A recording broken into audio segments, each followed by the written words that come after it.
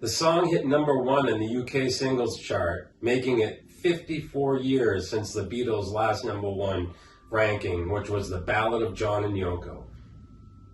The song was released in November 2023, along with the remix of Love Me Do, to signify bookends for the band's career. This is the front of the record.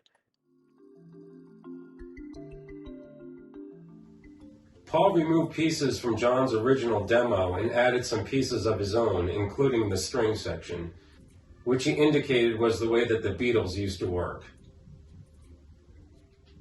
In an interview during the song's release, Paul said he wanted people new to the Beatles in hearing this song for the first time to have the feeling of love and emotion.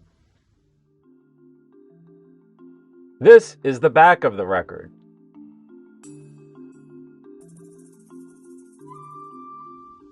Charles Martin, son of George Martin, who was the producer of the Beatles, helped produce the song along with Paul, and he also helped Paul write the string section that Paul added to the song. Yoko Ono mentioned to George Harrison that she had some tapes of songs that John was working on prior to his death, and she was wondering if the band wanted to finish the songs. After conferring with the other Beatles, they decided to jump at the opportunity. Each of the cassettes had a note that said, "For Paul," on them. When they originally worked on the song during the Anthology project in 1995 and 1996, they were able to get George Harrison's contribution on guitar. Because of this, they were able to have contributions from all 4 of the Beatles, which made it an authentic Beatles track.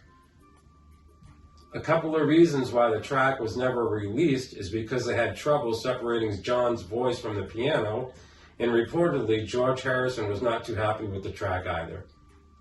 During the project of Get Back, Peter Jackson was able to create technology that allowed them to separate John's voice from the piano, and it allowed them to move forward with the song and have a standalone version of John's voice and piano tracks that they could work with. Peter Jackson also helped create the technology that Paul has been using during his latest tours when he sings "I've Got a Feeling" in duets with John, who is on a screen, and they sing back and forth. It's pretty cool. The string section that Paul added was recorded at Capitol Records, and the project had to remain a secret so nobody would know that it was a new Beatles song. The orchestra was told that they were working on a new Paul McCartney song called "Give and Take." As a Beatles fan, I can't tell you what a gem this is. I was so happy and excited when I heard about this song coming out, and I must say they absolutely over-delivered. When I watched it on video the first time, like I say, I actually got emotional, and I was absolutely blown away, and I've watched it a lot since, and they did fantastic work on this piece. The video for this song is absolutely amazing, and I have to admit I got actually a little emotional the first time I watched it. And it mixes technology where they have old Beatles footage with new Beatles footage. And one of my particular favorite parts is a footage where there's